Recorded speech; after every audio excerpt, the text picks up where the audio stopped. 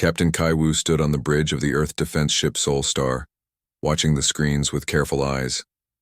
3 days ago, Earth's deep space sensors had picked up something impossible. Ships, alien ships, coming toward Earth. Now those ships hung in space just outside the moon's orbit. They were beautiful and strange. One looked like it was made of living crystal that caught starlight and threw it back in rainbow colors.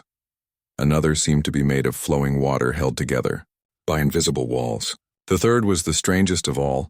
It looked like captured lightning, all blue and white energy dancing in the shape of a ship.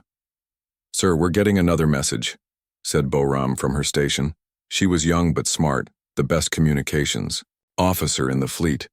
Her fingers moved quickly over her controls. Same as before. They want to talk. Kiwu nodded. 3 days of the same message. 3 days of Earth's leaders arguing about what to do. Some wanted to shoot first. Others wanted to hide. But Kaiwu had always believed that when you meet something new, you should try to understand it first. "Put it through," he said. The main screen filled with an image that made everyone on the bridge stop and stare. 3 beings stood together, but they were nothing like humans. The first looked like a person made of clear crystal with light flowing through it like blood. The second was blue-green and moved like water, with eyes that reminded Kiwu of deep ocean pools. The third was hard to look at directly. It was made of pure energy that hurt to watch for too long. "Greetings, young ones," the crystal being said. Its voice came through the translation computers with a sound like wind chimes. "I am Commander Vextar of the Helix Confederation. We come in peace to welcome your species to the galaxy." Kiwu stepped forward. He had practiced this moment in his head 100 times. "I am Captain Kiwu of Earth. We welcome you to our system." The energy being flickered brighter. How wonderful, a species so young, yet already reaching for the stars. Your people must be very clever. "Thank you," Kiwu said, though something about the way it said young made him uncomfortable. "We would like to learn more about you and your confederation."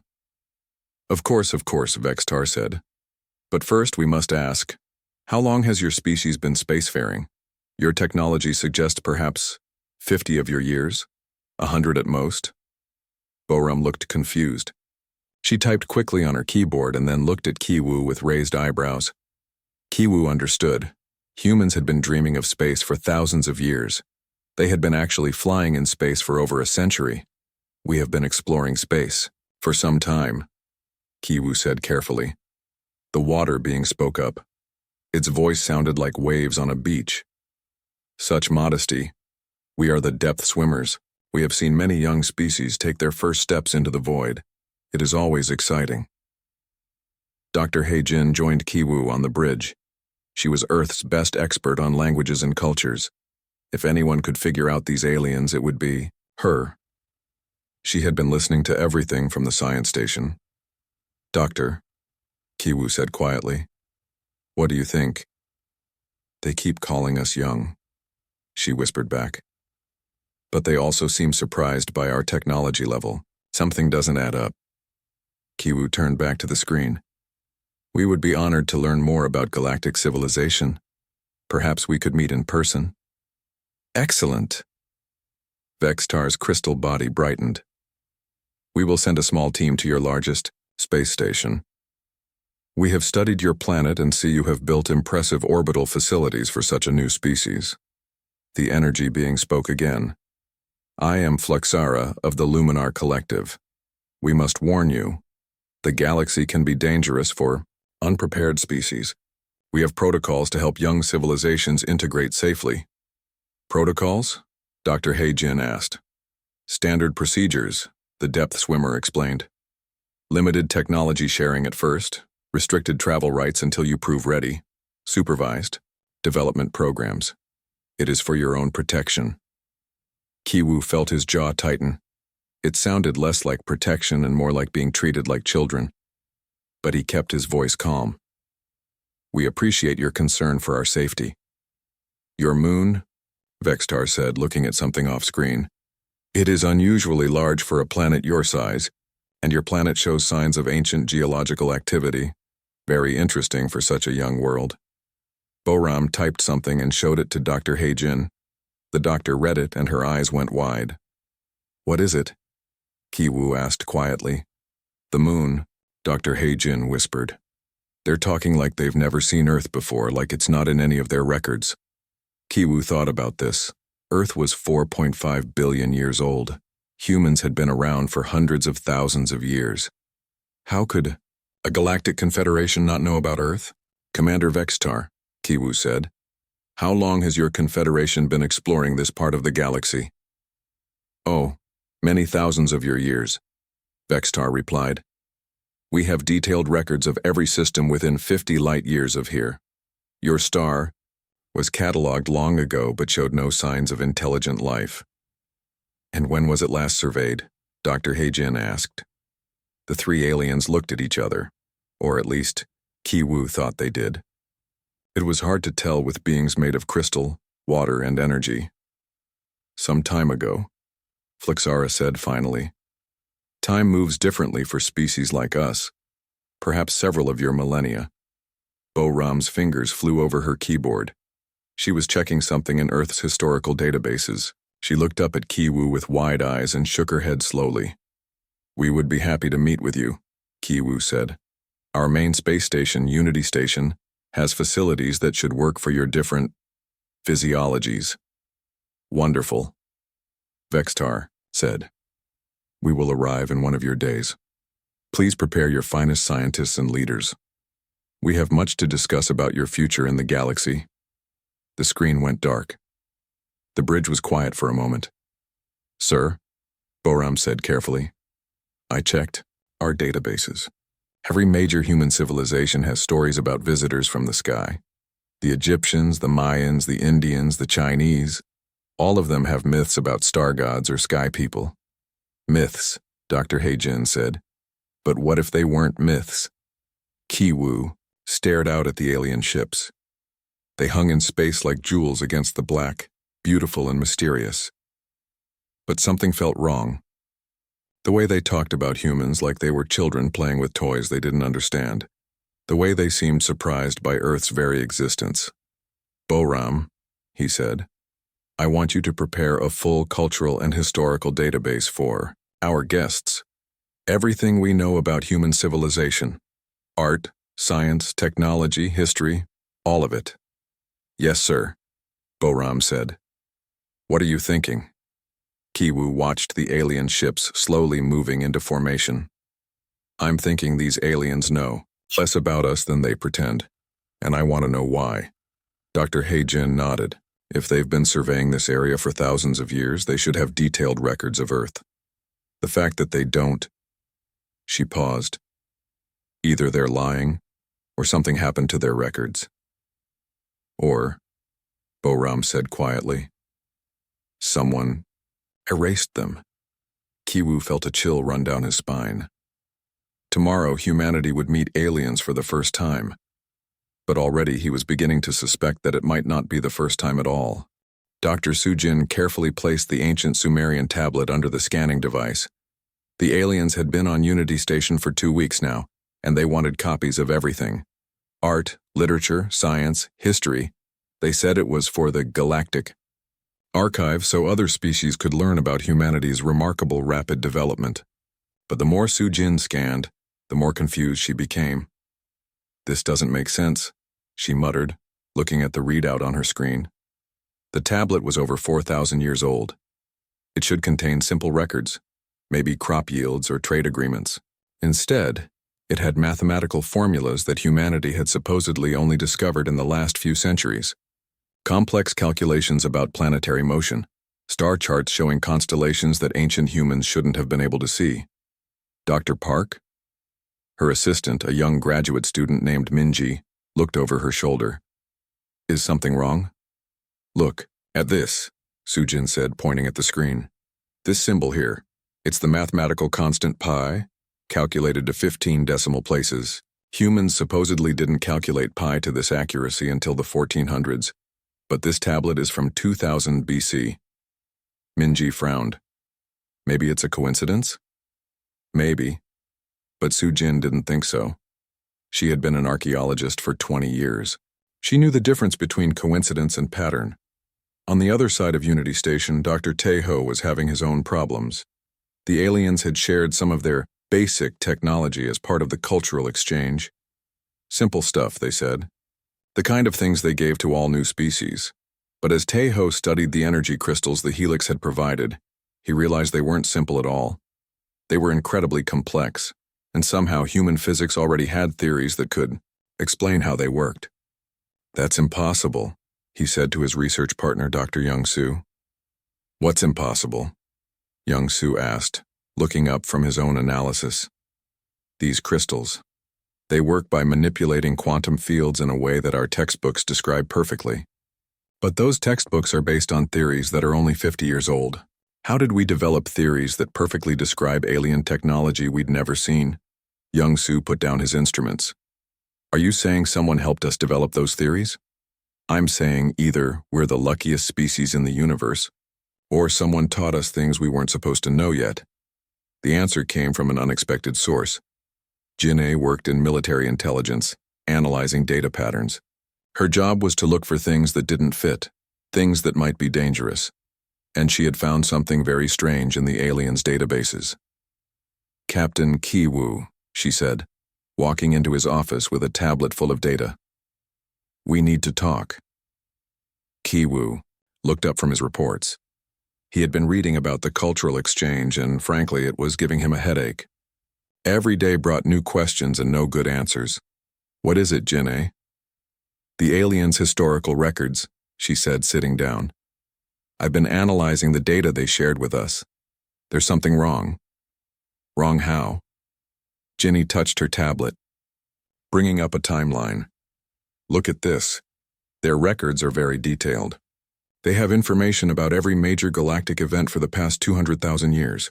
Wars, first contacts, technological developments, natural disasters. Everything." "Okay," Kiwoo said. "That's what you'd expect from an advanced civilization. Except for this." Jin'e highlighted a section of the timeline. From about 100,000 years ago to 50,000 years ago, their records are almost blank. They call it the silent period. They say it was a time of peace when nothing important happened. Kiwoo looked at the gap. 50,000 years of nothing?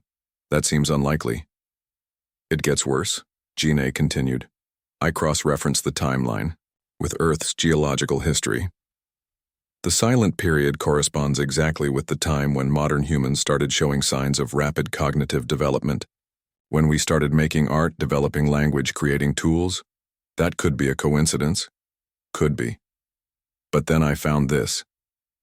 Jin'e pulled up another file. Buried deep in their databases, there are references to something called the Traveler Network.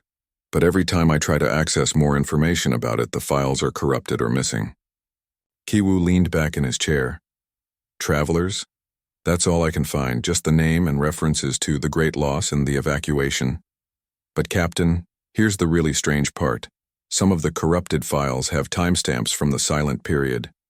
Meanwhile, on the lower levels of Unity Station, Dr. Dong-Soo was making his own discovery. He was a marine biologist, brought in to study samples from the depth swimmers. They had generously provided water from their homeworld, saying it would help humans understand their biology. But when Dong-Soo analyzed the water, he found something impossible. "Hye-Wan," he called to his lab partner. "Come look at this." Dr. Hye-Wan joined him at the microscope. "What am I looking at?" "Mineral traces," Dong-Soo said. "This water contains dissolved metals that don't exist in our solar system. But here's the weird part. I've seen these exact same mineral traces before." "Where?" "In deep ocean samples from Earth's Mariana Trench. The deepest parts of our oceans contain tiny amounts of these same alien metals." Hye-Wan looked confused. "How is that possible?" "I don't know, but I think we need to take more samples from our own oceans." Dr. Hei-Jin was in the station's main conference room, talking with Fluxara of the Luminar Collective. The energy being was discussing human mythology, which it found charmingly primitive. "Your species has such creative stories," Fluxara said, its form flickering with what might have been amusement. "Sky gods, star teachers, divine visitors. All cultures seem to have similar tales. Yes, Heijin said carefully. It's interesting how consistent those stories are across different continents and time periods. Primitive minds often create similar explanations for things they cannot understand, Fluxara explained. Natural phenomena, unusual weather patterns, bright stars or planets. Your ancestors created gods to explain what they could not. But Heijin had spent years studying human mythology. She knew the stories better than almost anyone alive. And the more she talked with the aliens, the more she realized something important. Fluxara, she said. In our myths, the sky gods always promise to return. They teach humans important things: agriculture, mathematics, astronomy. And then they leave, saying they will come back when humanity is ready. How interesting, Fluxara replied, but its energy pattern seemed to dim slightly. They always say the same thing, Heijin continued, that they will return when humans remember who they really are. This time, Fluxara's response was delayed, just for a moment, but Heijin noticed. I'm sure it's just coincidence, the being finally said. That evening, all the human researchers met in Kiwoo's office. They shared their findings quietly, carefully. The station was supposed to be secure, but they weren't sure who might be listening. So let me understand this, Kiwoo said, looking around the room. Ancient human texts contain advanced mathematics they shouldn't have known. Human physics theories perfectly describe alien technology. The aliens' historical records have a 50,000-year gap that corresponds with human cognitive development. Earth's oceans contain traces of alien metals, and every human culture has stories about star teachers who promise to return. That's about the size of it, Dr. Sujin said. There's one more thing, Dr. Heijin added. I've been analyzing the language patterns in the alien translations. The Helix, the Depth Swimmers, and the Luminar Collective all speak very different languages, but when they talk about certain concepts, particularly anything related to the past, they all use the same word structures. Meaning what? Taeho asked. Meaning they might be translating from a common source, a language they all learned from someone else. Jeannie pulled out her tablet again. I think that someone else was human. I think humans have been to the stars before. The room was quiet for a long moment. But if that's true, Dongsu said slowly, why don't the aliens remember us? Why do they treat us like we're new? Because, Kiwoo said, the pieces finally coming together in his mind. Something happened during that silent period. Something so bad that they erased us from their records. Boram, who had been quiet until now, finally spoke up. Or we erased ourselves. Outside the station, the alien ships waited in the darkness of space, beautiful and mysterious. But inside, Unity Station, humanity was beginning to remember that the galaxy might not be as unknown as they had thought. And somewhere in the deep places of the Earth, in places where no human had walked for 50,000 years, ancient machines began to stir. Hyunwoo had always been good with computers, but he had never been special. He fixed problems, wrote basic programs, and helped keep Unity Station systems running. Nothing fancy, nothing important, until he touched the Helix data crystal. It was supposed to be a simple task. Commander Vextar had given them a small crystal containing basic galactic history for human students to study. Hyunwoo was just supposed to connect it to their computer systems and make sure the translation programs worked properly. But the moment his fingers touched the crystal, everything changed. Pain shot through his head like lightning. Images flashed through his mind. Star maps, alien worlds, technologies he had never seen but somehow understood perfectly. He saw ships that moved between stars like dolphins through water, cities that floated in space, and beings of pure energy dancing between planets. And through it all, he saw humans. Not primitive humans struggling with stone tools, but humans in sleek ships. Humans working alongside aliens. Humans who belonged among the stars. Hyunwoo. Someone was shaking him. Hyunwoo, can you hear me? He opened his eyes. Dr. Mi-young was kneeling beside him, checking his pulse. Around them, alarms were blaring. What happened? He asked, sitting up slowly. You've been unconscious for 3 hours, Mi-young said. Your brain activity went crazy. We thought you were having a seizure. But Hyun-woo felt fine. Better than fine, actually. He felt like he had been asleep his whole life and was finally awake. He looked at the computer systems around him and suddenly understood them in ways he never had before. He could see inefficiencies in the code, better ways to organize the data, improvements that would make everything run smoother. "Doctor," he said carefully, "I think something is happening to me." Mi-young helped him to his feet. As a neuroscientist, she had been studying human brain patterns since the aliens arrived. What she had found was disturbing. "Hyun-woo, you're not the first," she said. "People all over Earth are reporting strange experiences. Enhanced memory, better problem-solving abilities, sudden understanding of complex concepts. We think it started when the aliens arrived." "What do you mean?" "Their technology is affecting us somehow, activating something in our brains that was always there but dormant. Down on Earth, the changes were becoming impossible to ignore."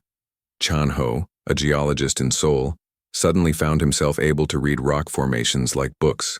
He could tell the history of the land just by looking at it, see patterns in the stone that revealed secrets millions of years old. Ye-jin, an engineer in Busan, started having dreams about machines she had never seen. When she woke up, she found herself designing technology that shouldn't have been possible with current human knowledge. Sora, a cultural historian in Jeju, began reading ancient texts and understanding meanings that had been lost for thousands of years. Languages that scholars had struggled with for decades suddenly made perfect sense to her. And Woo Jin, a geneticist in Daejeon, made a discovery that changed everything. He had been studying blood samples from people experiencing these changes. What he found made him call an emergency meeting with Captain Ki-woo and Dr. Mi-young. "It's in our DNA," he said, his hands shaking as he showed them the data. "These abilities aren't new. They're genetic traits that have been locked away in our chromosomes for thousands of years." "Locked away how?" Mi-young asked. "Chemical suppressors. Protein sequences that kept certain genes from expressing themselves. But the aliens' technology is breaking down those suppressors." Ki-woo studied the genetic charts. "You're saying humans always had these abilities?" "I'm saying humans used to have these abilities. Our ancestors were much more capable than we thought, but something happened that forced these traits to go dormant." The answer came from Antarctica. The research team had been sent there following anomalous readings from Earth's deep survey satellites. Dr. Chan-ho led the expedition, along with Ye-jin and a team of scientists and engineers. They were looking for the source of strange magnetic signatures detected under the ice.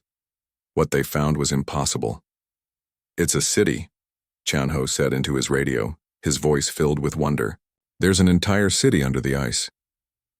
The underground complex stretched for kilometers in every direction, towers and tunnels carved from living rock, filled with technology that hummed with quiet power, despite being ancient beyond measure. "The architecture," Ye-jin whispered, walking through corridors that seemed to glow with their own light. "It's human, but also not." "What do you mean?"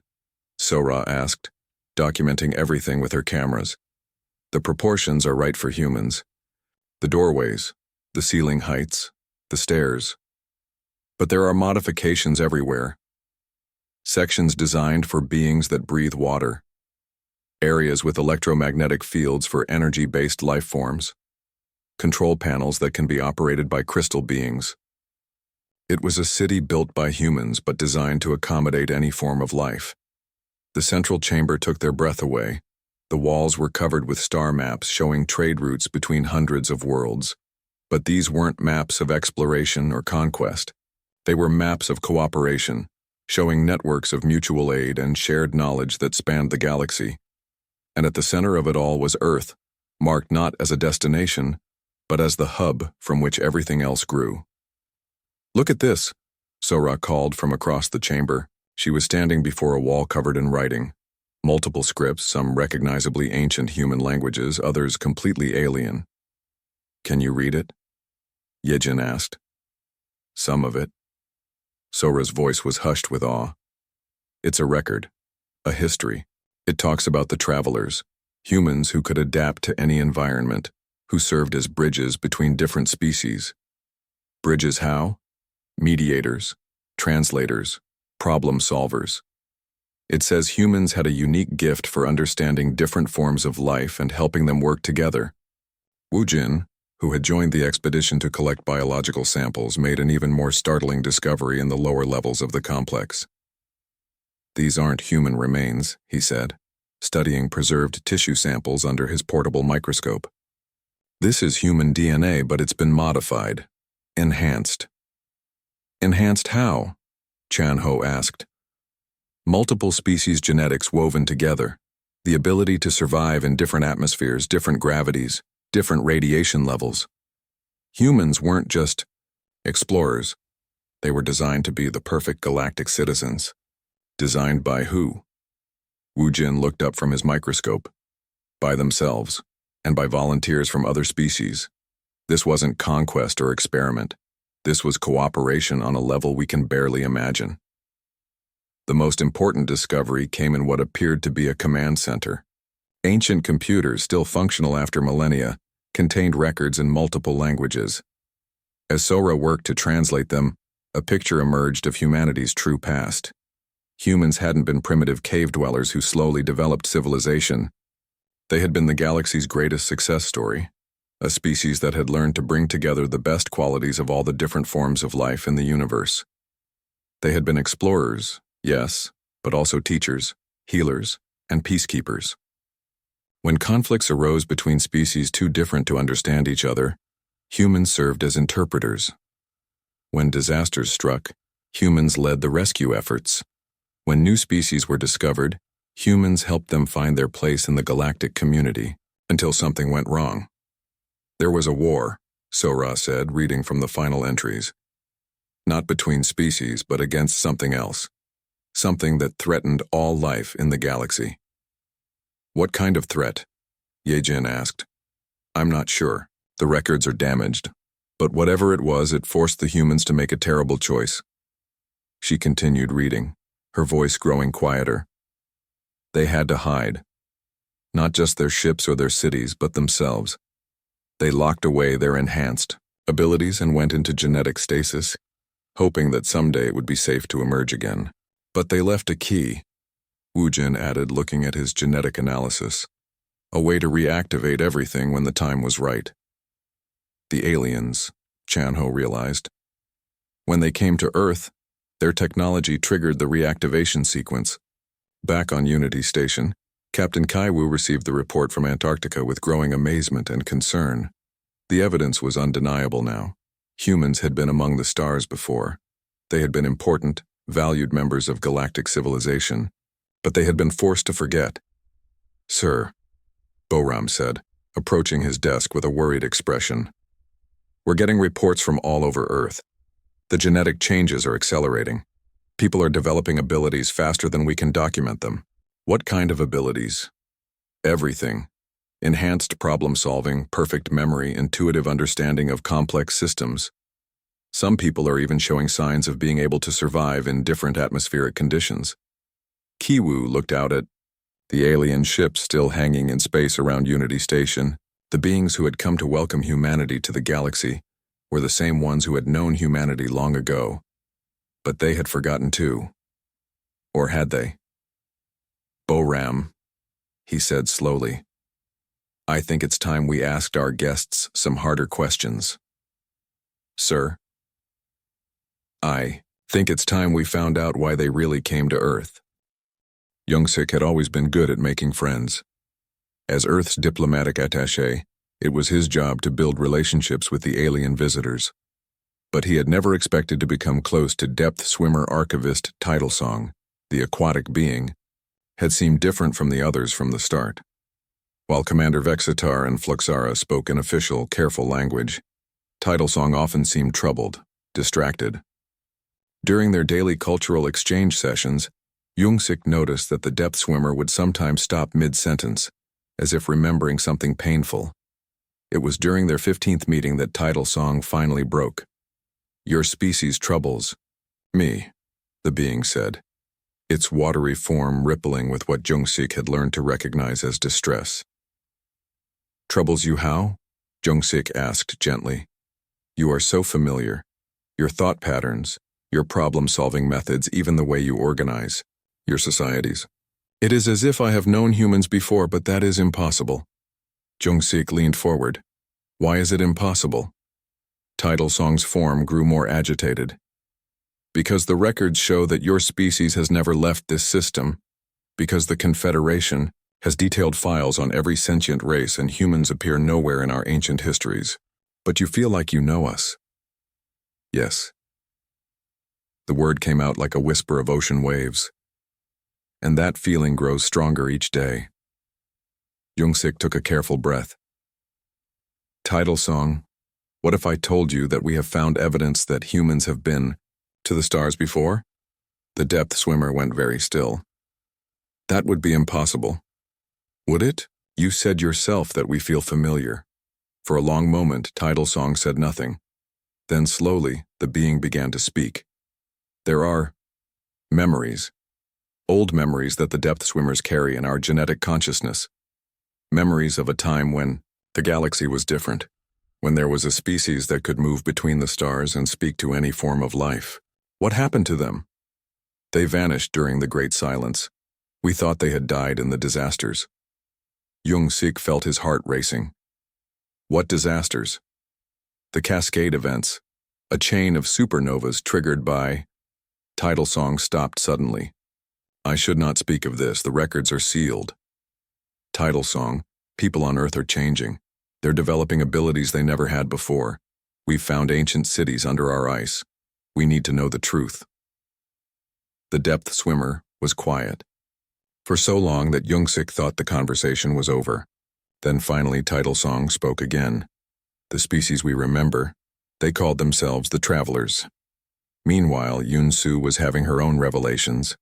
As Earth's chief negotiator, she had been working with the aliens on what they called integration protocols, the rules that would govern humanity's entry into galactic civilization.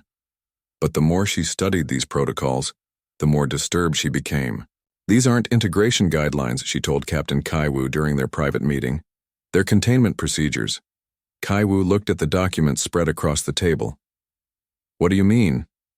Look at Section 12, Yun-su said, pointing to a specific clause. It requires all human space travel to be supervised by Confederation escorts.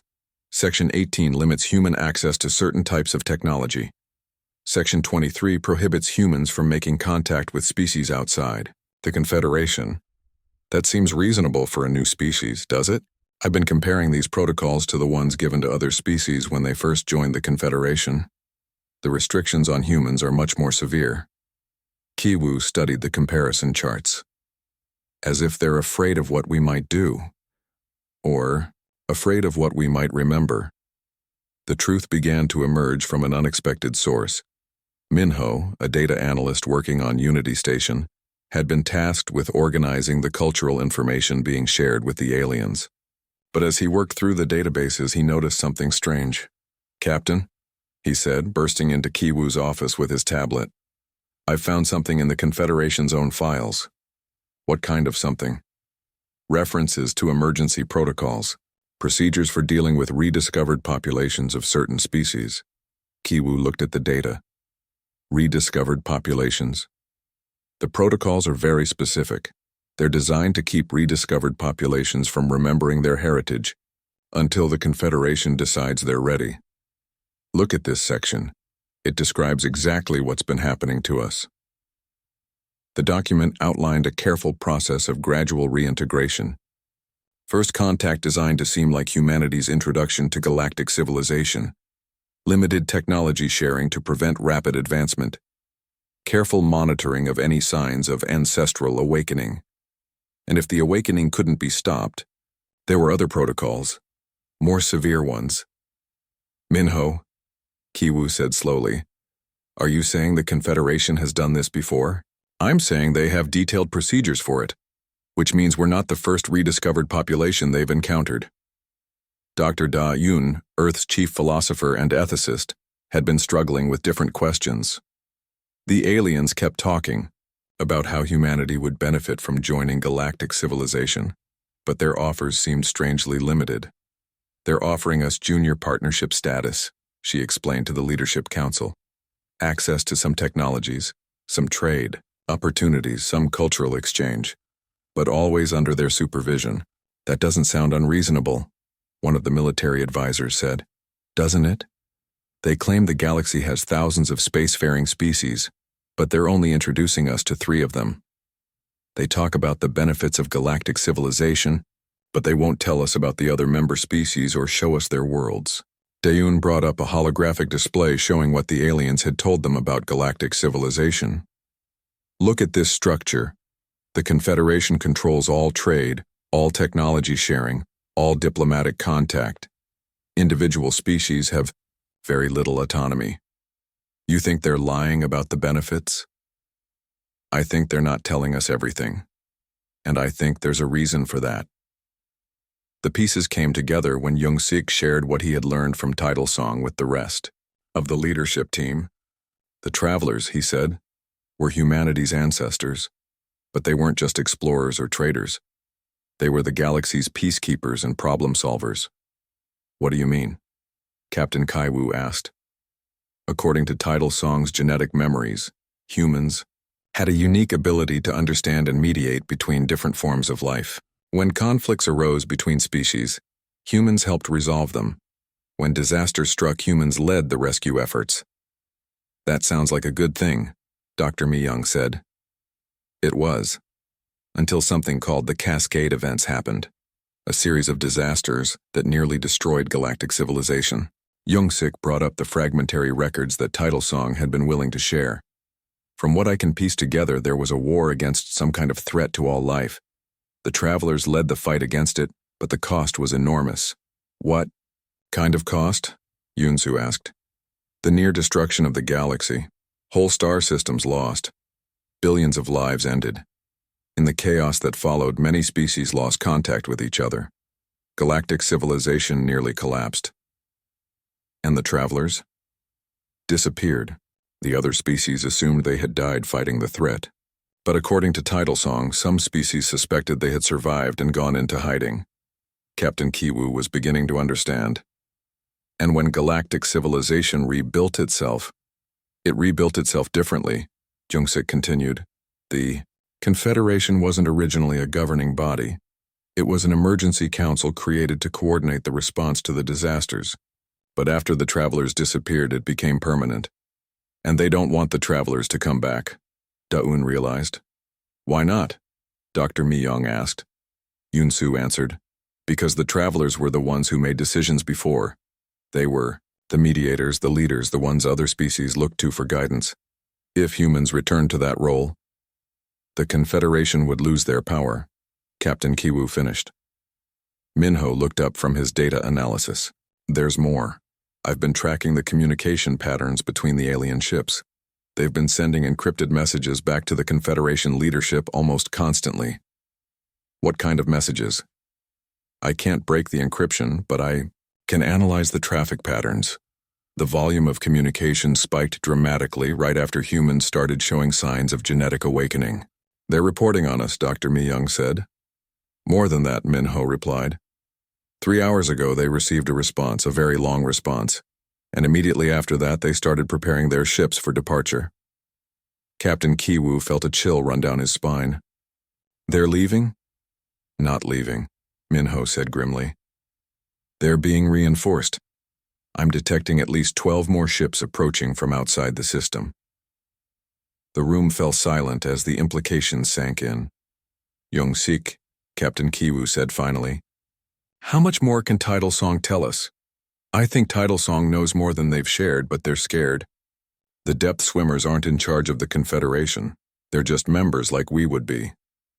Can you convince them to tell us everything? Young-sik thought about the troubled being who had become his friend. I can try.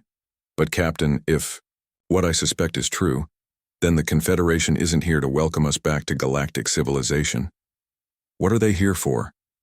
To make sure we never remember who we really were. Outside Unity Station, the alien ships hung in space like beautiful predators. Jae-won had been a construction worker for 15 years. He built things with his hands, following blueprints that other people designed. But when the alien ship engine started making that strange humming sound, He looked at them and suddenly understood exactly what was wrong. The energy flow is all backwards, he told the Helix technicians, his calloused hands moving confidently over their crystal control panels. You're fighting the quantum field instead of working with it. The crystalline being stared at him in shock as he made a few simple adjustments. The humming stopped. The engines began running at 3 times their normal efficiency. How did you know to do that? One of them asked. J1 shrugged. I just could see it, like looking at a blueprint. All across Earth, similar scenes were playing out. Yujin, the elementary school teacher, found herself understanding the language patterns of every alien species, as if she had spoken them her whole life. Sung Min, a local government clerk, began writing proposals for interstellar cooperation that made seasoned diplomats weep with their elegance and wisdom. The awakening was complete. Humanity was remembering who they had always been. Captain Kiwu stood on the bridge of Unity Station, watching the approaching Confederation fleet. 12 massive ships, each one larger than anything Earth had ever built. They were beautiful in the way that dangerous things could be beautiful. Sir, Boram said from her station, we're receiving a transmission from the lead ship. Put it through.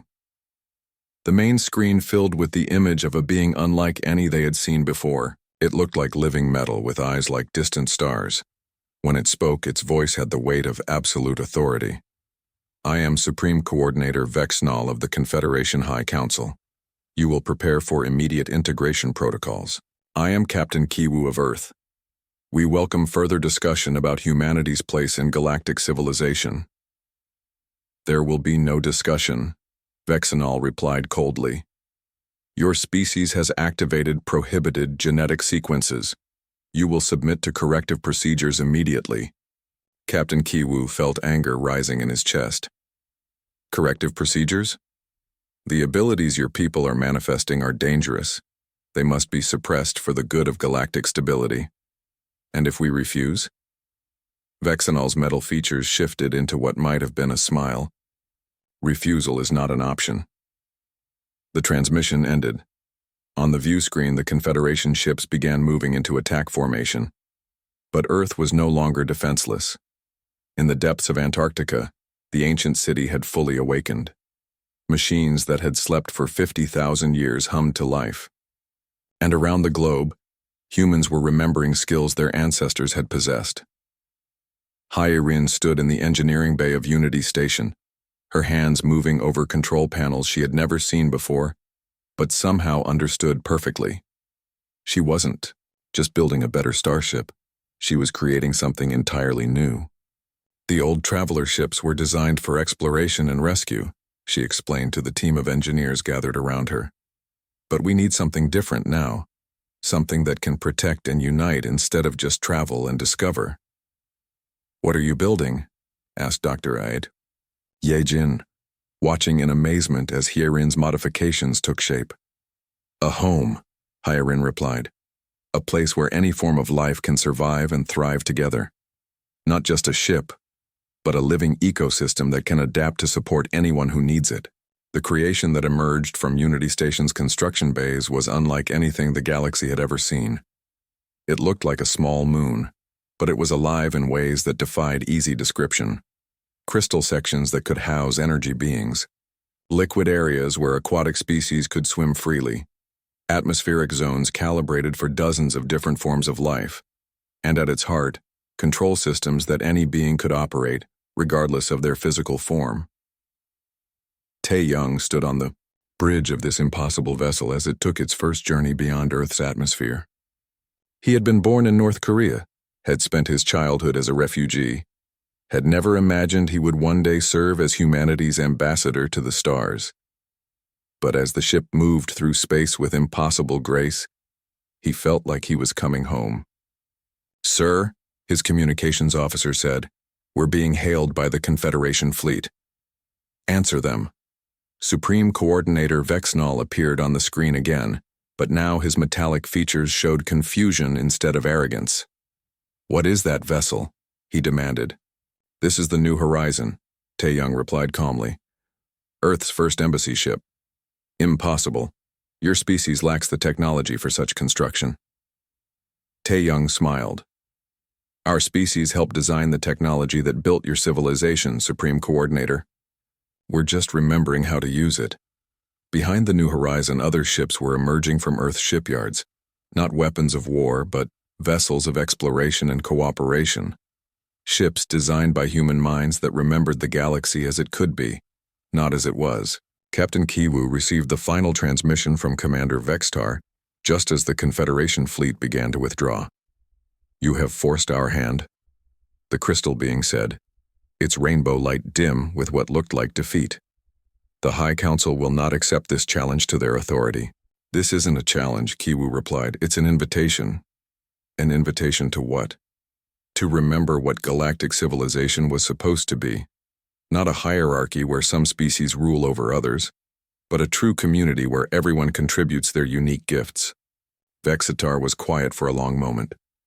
The travelers are truly returning, aren't they? No, Kiwu said. The travelers never left. We just forgot for a while. But we're not the same people who disappeared 50,000 years ago. We've learned new things, faced new challenges. We're not here to reclaim our old role. Then what do you want? To build something better. On Unity Station, Jungsik said goodbye to Tidal Song. The depth swimmer had decided to remain with the human fleet instead of returning to the Confederation. My people's genetic memories speak of a time when the galaxy was truly united, Tidal Song explained. When species worked together not out of fear or obligation, but out of shared purpose. I want to help build that galaxy again. It won't be easy, Jungsik warned. The Confederation has been in power for 50,000 years. They won't give up their control willingly. Then we will show them a better way, Tidal Song replied. Not through force, but through example. Across the galaxy, other species were watching. The Confederation's grip on power had never been absolute. It had been based on the assumption that no one could offer a better alternative. But now, suddenly, there was an alternative. Ships began arriving at Earth from the outer edges of known space. Species that had been marginalized by the Confederation, worlds that had chafed under its restrictions, civilizations that remembered the old stories of the travelers and dared to hope they might be true. Dr. Hei Jin stood in the observation deck of the New Horizon as it began its first journey beyond the solar system. Through the transparent walls, she could see a fleet unlike anything the galaxy had ever known. Human ships flying alongside vessels from dozens of species, all united not by conquest or treaty, but by a shared vision of what they could accomplish together. Where are we going? Asked Minho, the data analyst who had become the fleet's communications coordinator. Everywhere, Heijin replied. To every world that wants to join us. To every species that's tired of being told what they can and cannot do. To every corner of the galaxy that needs help. And if the Confederation tries to stop us? Heijin smiled, thinking of all the humans on Earth who were still awakening to their true potential, all the abilities they were rediscovering, all the knowledge that was returning to them day by day. Then we'll show them what the galaxy looks like when everyone is free to be their best selves. The New Horizon and its fleet jumped to hyperspace, carrying humanity back to the stars. But this time, they weren't going as conquerors or supplicants. They were going as what they had always been meant to be. Bridges between worlds, teachers of cooperation, builders of community. The galaxy would never be the same, and in the depths of space, on worlds that had been isolated for millennia, other species looked up at the stars and began to hope. The travelers had returned, not to rule, not to control, but to remind everyone what they could accomplish when they worked together. The age of the Confederation was ending. The age of true galactic civilization was about to begin.